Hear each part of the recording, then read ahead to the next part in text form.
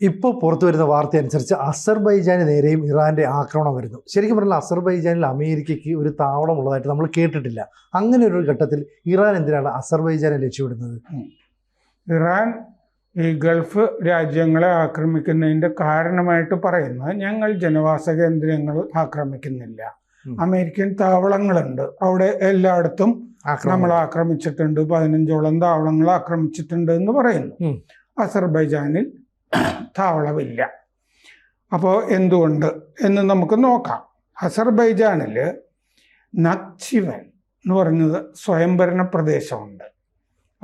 അപ്പോൾ അത് അർമീനിയയ്ക്കും അസർബൈജാനിനും ഇടയ്ക്ക്, കേരളത്തിലെ ചില സ്ഥലങ്ങൾ നമ്മൾ കേരളത്തിൽ നിന്ന് പോയിട്ട് തമിഴ്നാട്ടിലെ ഒരു മേഖലയിൽ പോയിട്ട് വീണ്ടും കേരളത്തിലേക്കൊക്കെ കയറി വരില്ലേ, അച്ചൻകോവില് ഒക്കെ പോകുന്ന പോലെ എന്ന് പറഞ്ഞ പോലെ ആണ് ഈ അർമീനിയയ്ക്കും അസർബൈജാനും ഇടയ്ക്ക് ഈ നാക്ചിവൻ എന്ന് പറഞ്ഞ പ്രവിശ്യ, സ്വയംഭരണ പ്രവിശ്യ. ആ പ്രവിശ്യയുമായിട്ട് ഇറാന് പലപ്പോഴും തർക്കം ഉണ്ടാകുന്നത് നമ്മൾ കാണാറുണ്ട്. നമ്മളത് ഇവിടെ ആളുകൾക്ക് താല്പര്യമില്ലാത്തതുകൊണ്ട് ചർച്ച ചെയ്യാറില്ലെന്നേ ഉള്ളൂ. അപ്പോൾ ഈ നഖ്ചിവൻ സ്വയംഭരണ പ്രദേശത്താണ് ഈ മിസൈൽ ആക്രമണം നടന്നിരിക്കുന്നത്. ഈ നഖ്ചിവൻ ഇന്റർനാഷണൽ എയർപോർട്ട്, രാജ്യാന്തര വിമാനത്താവളം, അവിടെയാണ് ഇറാൻ ആക്രമിച്ചിരിക്കുന്നത്. ഇറാന്റെ അതിർത്തിയിലാണ് ഈ നാക്ചിവൻ, അസർബൈജാനിലെ നാക്ചിവൻ സ്വയംഭരണ പ്രദേശം. വേറൊരു മിസൈൽ ഒരു സ്കൂളിൻ്റെ അടുത്തും പതിച്ചു എന്ന് പറഞ്ഞാൽ അസർബൈജാനിൽ 2 മിസൈൽ ആക്രമണം നടന്നിട്ടുണ്ട് ഇറാനിൽ നിന്ന്. അപ്പോൾ ഇതിൽ ഈ നഖ്ചിവൻ UK പ്രതിരോധ മന്ത്രി ജോൺ ഹേലി സൈപ്രസിലേക്ക്, ഇപ്പോൾ വേറെ സ്ഥലങ്ങൾ സൈപ്രസ് ആക്രമിച്ചിട്ടുണ്ട്. സൈപ്രസിലാണെങ്കിൽ ബ്രിട്ടീഷ് താവളമുള്ള സ്ഥലം. അതുപോലെ തുർക്കിയിലെ ആക്രമണമുണ്ട്, നാറ്റോ താവളം ആണുള്ളത്. എന്ന് പറഞ്ഞാൽ അമേരിക്കൻ താവളങ്ങളല്ലാത്ത സ്ഥലങ്ങളും ഈ കൂട്ടത്തിൽ ആക്രമിക്കപ്പെട്ടു. അപ്പോൾ ആ സൈപ്രസിലെ ആക്രമണം നാറ്റോ താവളം ആയതുകൊണ്ട് ഇറ്റലിയും സ്പെയിനും അവരുടെ യുദ്ധക്കപ്പലുകൾ സൈപ്രസിലേക്ക് അയക്കുന്നുണ്ട്. എന്ന് പറയുമ്പോൾ മറ്റു രാജ്യങ്ങളും കൂടി ഇടപെടുന്നു ഈ യുദ്ധത്തിൽ. എന്ന് പറഞ്ഞാൽ വേറെ പല ഘട്ടങ്ങളും യുദ്ധത്തിൽ മുന്നണികളും തുറന്നിരിക്കുന്നു. ഇതൊരു ദീർഘകാല യുദ്ധം ആകും എന്നുള്ള കാര്യത്തിൽ സംശയമില്ല. സംശയമില്ലാതെ വരുന്നതിൻ്റെ വേറൊരു കാരണം ഇതെങ്ങനെയാണ് അറിയുന്നതെന്ന് വെച്ചാൽ, വിപണിയാണ് ശരിക്കിത് നമ്മളോട് പറഞ്ഞു തരുന്നത്. നമ്മൾ നോക്കുമ്പോൾ മറ്റേ ക്രൂഡ് ഓയിലിൻ്റെ വില സ്റ്റെബിലൈസ് ചെയ്ത് കഴിഞ്ഞാൽ യുദ്ധം നിലയ്ക്കും എന്ന് മനസ്സിലാവും, അഫക്റ്റ് ചെയ്യുന്നില്ല എന്ന് മനസ്സിലാവും. പക്ഷെ ക്രൂഡിന്റെ വില കൂടിക്കൊണ്ടിരിക്കുകയാണല്ലോ എന്ന് പറയുമ്പോൾ വിപണി കരുതുന്നത് യുദ്ധം ദീർഘകാലത്തേക്കാണ് എന്നുള്ളത് തന്നെയാണ്.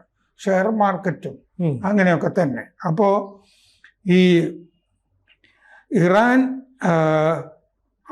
ആക്രമിച്ചത് അസർബൈജാൻ എന്ന് പറഞ്ഞ രാജ്യം അമേരിക്കയുമായിട്ടും ഇസ്രയേലുമായിട്ടും സഖ്യത്തിൽ കഴിയുന്ന രാജ്യമാണ് അസർബൈജാൻ. പക്ഷെ അതിൻ്റെ തമാശ, അസർബൈജാൻ ഒരു ഷിയ ഭൂരിപക്ഷ രാജ്യമാണ്. തുർക്കി എപ്പോഴും ഒരു പിന്തുണയും കൊടുക്കാറില്ല അസർബൈജാന്. അത് കൊടുക്കാറുണ്ട്, ആയുധം വിൽക്കുന്നുണ്ടല്ലോ. അതിപ്പോൾ ഇത് പറയുമ്പോൾ മനസ്സിലാവും. അസർബൈജാനിലെ ഷിയ മെജോറിറ്റിയാണ്, ഷിയ ഭൂരിപക്ഷ രാജ്യം. പക്ഷെ 2000 മുതൽ അസർബൈജാനും ഇസ്രയേലുമായിട്ട് നല്ല ബന്ധമാണ്. ടെല്ലവീവിൽ അവർക്ക് നയതന്ത്ര കാര്യാലയമൊക്കെ അസർബൈജാനുണ്ട്. നമ്മൾ അസർബൈജാൻ അർമീനിയ ബന്ധം പറയുമ്പോൾ നമ്മൾ അർമീനിയക്കാണല്ലോ ആയുധം കൊടുക്കുന്നത്, ഇന്ത്യ. ആ കാര്യം പറയുമ്പോൾ നമ്മൾ ഇതും പറയാറുണ്ട്. അപ്പൊ ഇസ്രയേലില് ധാരാളമായിട്ട് ആയുധം അസർബൈജാന് വിൽക്കുന്നുണ്ട്. ഇസ്രയേല് തിരിച്ച് അസർബൈജാനിൽ നിന്ന് എണ്ണ വാങ്ങിക്കുന്നുണ്ട്.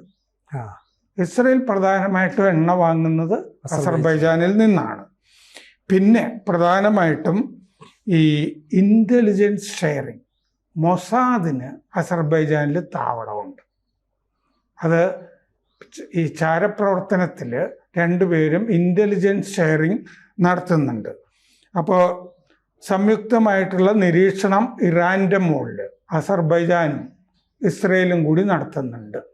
ഇറാനിൽ നടക്കുന്ന കാര്യങ്ങളൊക്കെ അസർബൈജാൻ നിരീക്ഷിച്ചിട്ട് ഇസ്രയേലിന് പറഞ്ഞു കൊടുക്കുന്നുണ്ട്.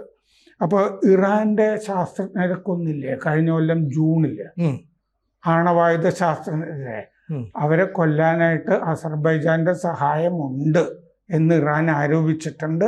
അത് അസർബൈജാൻ നിഷേധിച്ചിട്ടുമുണ്ട്. അപ്പോൾ ഈ ഇൽഹാം അലിയേവ്, അസർബൈജാന്റെ പ്രസിഡന്റ്, ഇപ്പം നടന്ന ആക്രമണം ടെറർ ആക്ഷൻ, ഭീകര ആക്രമണമാണ് എന്ന് പറഞ്ഞിട്ടും ഉണ്ട്. പിന്നെ ഇതിന് പുറമെ, ഈ അസർബൈജാൻ ആക്രമണത്തിന് പുറമെ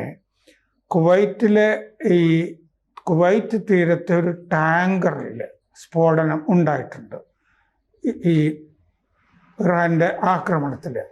അത് കഴിഞ്ഞൊരു ചെറിയ ബോട്ട് അവിടെ നിന്ന് സ്ഥലം വിട്ടതായിട്ട് കാണുന്നുണ്ട്. അപ്പോൾ ആ ബോട്ടാണോ അത് ചെയ്തത് ഇറാന് വേണ്ടി എന്നൊരു സംശയമുണ്ട്. അപ്പോൾ 31 ഇറാൻ പ്രവിശ്യകളിൽ 24ലും ആക്രമണം അമേരിക്കയും ഇസ്രയേലും കൂടി നടത്തിയിട്ടുണ്ട്. 1200 ആയുധങ്ങൾ പ്രയോഗിച്ചിട്ടുണ്ട് ഈ പ്രവിശ്യകളിൽ എന്നും റിപ്പോർട്ടുകളിൽ പറയുന്നുണ്ട്.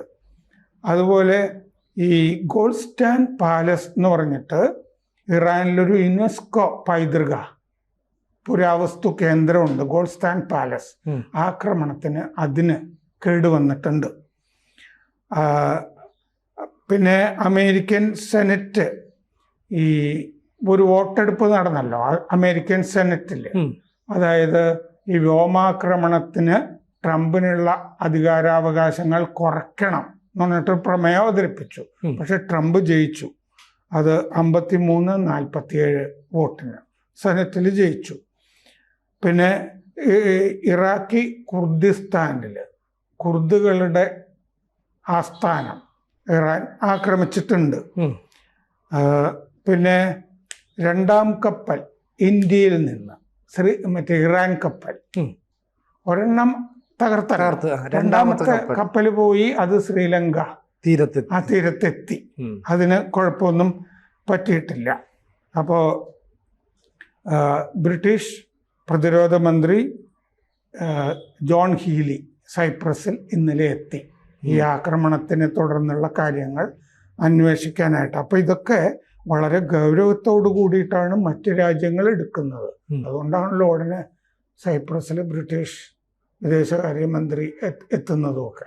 ഈ ഇറാന്റെ നീക്കം എന്ന് പറയുന്നത് പലപ്പോഴും അപ്രതീക്ഷിതമാണ്. ഈ എങ്ങനെയാണ് ഇറാൻ നീങ്ങുന്നത്, എങ്ങോട്ടാണ് ആക്രമണം നടത്തുന്നത് പറയാൻ പറ്റില്ല. ഇത് അമേരിക്കയ്ക്ക് വലിയ ആഘാതമാണ്. കാരണം 4 ദിവസം കൊണ്ട് തീർക്കുമെന്ന് പറഞ്ഞ യുദ്ധത്തിൽ ഇറാന്റെ പ്രത്യാക്രമണം അമേരിക്ക പ്രതീക്ഷിച്ചതിനേക്കാൾ അപ്പുറത്തേക്ക് എത്തി. ഇനി എന്ത് ചെയ്യും അമേരിക്ക? ഇല്ല, അമേരിക്ക ഒരുപാട് ശ്രമങ്ങൾ നടത്തുന്നത്, ഒരു ലക്ഷ്യം കണ്ടു എന്നുള്ളത് ഖമനേയിയെ മാറ്റി എന്നുള്ളത്. അപ്പോൾ അതുകൊണ്ട് ഈ പ്രശ്നം തീരില്ലല്ലോ. കാരണം ഭരണകൂടത്തിനെ മാറ്റിക്കഴിഞ്ഞ് ഇനിയിപ്പം മൊജ്താബ വരികയാണെങ്കിൽ അത് മറ്റേ മതഭരണം തന്നെയാണല്ലോ നടക്കുന്നത്. അതെ അതെ. അപ്പൊ മതഭരണം തന്നെയാണ് നടക്കുന്നതെങ്കിൽ ഇതിൻ്റെ അകത്ത് മാറ്റമൊന്നും ഉണ്ടാവില്ല. അപ്പൊ കരയുദ്ധം നടത്തിയിട്ട് അവിടുത്തെ പട്ടാളത്തിന് നിർവീര്യമാക്കാനുള്ള ശ്രമങ്ങൾ നടന്നേ പറ്റുള്ളൂ. കാരണം മിസൈൽ കേന്ദ്രങ്ങൾ തകർത്തിരുന്നു എങ്കിൽ, മിസൈൽ കേന്ദ്രങ്ങൾ ആക്രമിച്ചു, ആണവ കേന്ദ്രങ്ങൾ ആക്രമിച്ചു എന്നല്ലേ പറയുന്നത്. മിസൈൽ കേന്ദ്രങ്ങൾ തകർത്തിരുന്നെങ്കിൽ ഈ മിസൈൽ ആക്രമണങ്ങൾ നടക്കില്ലല്ലോ. ക്ലസ്റ്റർ ബോംബ് ഉപയോഗിച്ച് ക്ലസ്റ്റർ ബോംബുകൾ ധാരാളമായിട്ട് ഉപയോഗിക്കുന്നുണ്ട്. മിസൈലിന്റെ വലിയ ശേഖരം ഉണ്ടെന്ന് അവർ തന്നെ വീഡിയോ ശേഖരമുണ്ട്. പിന്നെ റഷ്യ ഇത്രയും ഏതാണ്ട് കഴിഞ്ഞ ജൂണിന് ശേഷം ഇത്രയും കാലം കിട്ടിയല്ലോ, 8 മാസം. 8 മാസം കൊണ്ട് റഷ്യയും ചൈനയും കൂടുതൽ ശക്തിപ്പെടുത്തിയിട്ടുണ്ട്. പിന്നെ ഈ ഉപഗ്രഹ ചിത്രങ്ങളിൽ നിന്നൊക്കെ കിട്ടുന്ന വിവരങ്ങളൊക്കെ ചൈനയുടെ ധാരാളം ചാര ഉപഗ്രഹങ്ങൾ ആകാശത്തുണ്ട്, ഭ്രമണപഥങ്ങളിലുണ്ട്. അപ്പോൾ അവിടെ നിന്ന് കിട്ടുന്ന വിവരങ്ങളൊക്കെ എന്തായാലും ചൈന ഷെയർ ചെയ്യുന്നുണ്ടാവും. ഇത് വെളിപ്പെടുത്തുന്നില്ലെന്നല്ലേ ഉള്ളൂ. അതല്ലെങ്കിൽ ഇത്രയും കൃത്യതയോടുകൂടി ആക്രമണം അമേരിക്കൻ താവളങ്ങളിൽ നിന്ന് നടത്താൻ പറ്റില്ല. പിന്നെ വിശ്വസനീയം ആണെന്ന് പറയാൻ പറ്റാത്തതുകൊണ്ടാണ് ഞാൻ ഇതുവരെ പറയാതിരുന്നത്. അതായത് ഈ USS എബ്രഹാം ലിങ്കൺ എന്ന് പറഞ്ഞ വിമാനവാഹിനി, അത് ഇന്ത്യ സമുദ്രത്തിലേക്ക് പിൻവാങ്ങിയതായിട്ട് റിപ്പോർട്ടുകളുണ്ട്. പിൻവാങ്ങി എന്ന് പറഞ്ഞാൽ അതിൻ്റെ അകത്ത് 4 മിസൈലുകൾ ആക്രമണം നടത്തി എന്ന് ഇറാൻ പറയുന്നുണ്ടല്ലോ. അത് മൊത്തത്തിൽ അങ്ങ് സ്ഥിരീകരിക്കാൻ കഴിഞ്ഞിട്ടില്ല. അത് ഇറാൻ പറഞ്ഞു എന്നേ ഉള്ളൂ. പക്ഷേ അത് പിൻവാങ്ങി എന്ന് ബലമായ സംശയമുണ്ട്. USS എബ്രഹാം ലിങ്കൺ പിൻവാങ്ങി കുറച്ച് ദൂരത്താണ്. അതായത് തീരത്ത് മിസൈൽ സ്ട്രക്ചർ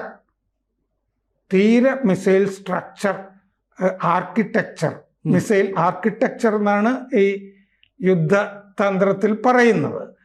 അതായത് തീരത്ത് ഭയങ്കരമായിട്ട് ഇറാൻ മിസൈലുകൾ വിന്യസിച്ചിട്ടുണ്ട്. അപ്പോൾ ഈ തീരത്തോട് ചേർന്ന് ഇത്രയും ബില്യൺ വിലയുള്ള എബ്രഹാം ലിങ്കൺ കിടക്കുന്നത് അത്ര സുരക്ഷിതമല്ല എന്നുള്ളത് കൊണ്ട് എബ്രഹാം ലിങ്കൺ മാത്രമല്ല, അകമ്പടിയായിട്ടുള്ള യുദ്ധക്കപ്പലുകളും ഈ തീരത്ത് നിന്ന് പിൻവാങ്ങിയിരിക്കുന്നു എന്ന് പറയുന്നു. പിൻവാങ്ങുമ്പോൾ എന്ത് സംഭവിക്കും? കാലതാമസം വരുമല്ലോ ആക്രമണത്തിന്. കാരണം അതിൽ നിന്നുള്ള വിമാനങ്ങൾ പിന്നെ കുറെ ദൂരത്തേക്ക് അല്ലേ ആ വിന്യസിക്കാനുള്ള പ്രശ്നങ്ങൾ വരും. അപ്പോൾ ഇത്തരം യുദ്ധങ്ങളിൽ നമുക്കറിയാവുന്നത് പോലെ ഈ അമേരിക്കയും ഇസ്രയേലും പ്രചരിപ്പിക്കുന്ന ധാരാളം നുണകളുണ്ടാവും. നുണ ബോംബുകൾ ധാരാളം വർഷിക്കുമല്ലോ യുദ്ധം.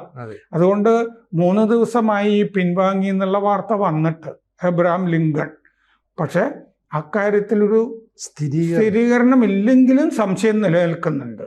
സിനുജി മറ്റേ ഇറാന്റെ ശക്തിയെ പറ്റി പറഞ്ഞതുകൊണ്ടാണ് ഞാൻ ഇതും കൂടി പറയുന്നത്. കാരണം ആ ശക്തിയുടെ ഒരു കാരണം കൂടി മറ്റേ വിമാനവാഹിനി ജെറാൾഡ് ഫോർഡ് ഹൈഫയിലാണുള്ളത്, ഇസ്രയേലില്.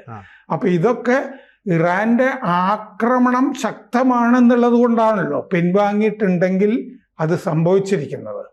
അപ്പോൾ കരയുദ്ധത്തിന് കുർദുകളെ രംഗത്തേക്ക് ഇറക്കുന്നു എന്ന് പറഞ്ഞാൽ തന്നെ അവര് ഇറാൻ അതിർത്തി കടന്ന് ഇറാനിൽ എത്തിയിട്ടൊക്കെ വേണ്ടേ? പക്ഷെ ഇറാൻ പട്ടാളം ദുർബലമായിട്ടില്ല. ഇറാൻ പട്ടാളം കരസേന കരസേനയ്ക്കും കരസേനയുടേതായ വിമാന വിങ്, മിസൈൽ വിങ്, ഈ വക കാര്യങ്ങളൊക്കെ ഉണ്ട്. അത് ദുർബലമായാലല്ലേ ഇറാൻ വീഴുകയുള്ളൂ. അപ്പൊ ഒരു കരയുദ്ധം എപ്പോൾ എന്നുള്ള പ്രശ്നമുണ്ട്. ഇപ്പൊ 5 ആഴ്ച എന്ന് പറഞ്ഞില്ലേ? ഇനി ഇതിപ്പോ എത്ര കാലം വേണമെങ്കിലും തുടരും എന്നുള്ള വർത്തമാനത്തിലേക്കൊക്കെ പോയി. നമ്മൾ ഇപ്പൊ കണ്ടുകൊണ്ടിരിക്കുന്ന ഒരു യുദ്ധമുണ്ടല്ലോ, യുക്രൈനും റഷ്യയുമായിട്ടുള്ളത്. എത്ര കാലമായി? 1.5 കൊല്ലം കഴിഞ്ഞില്ലേ? അതുപോലെ പോകാം. കൂടുതൽ വാർത്തകളും വിശേഷങ്ങളും നിങ്ങളിലേക്ക് എത്താൻ ABC മലയാളം സബ്സ്ക്രൈബ് ചെയ്യുക, ബെൽ ബട്ടണും അമർത്തുക.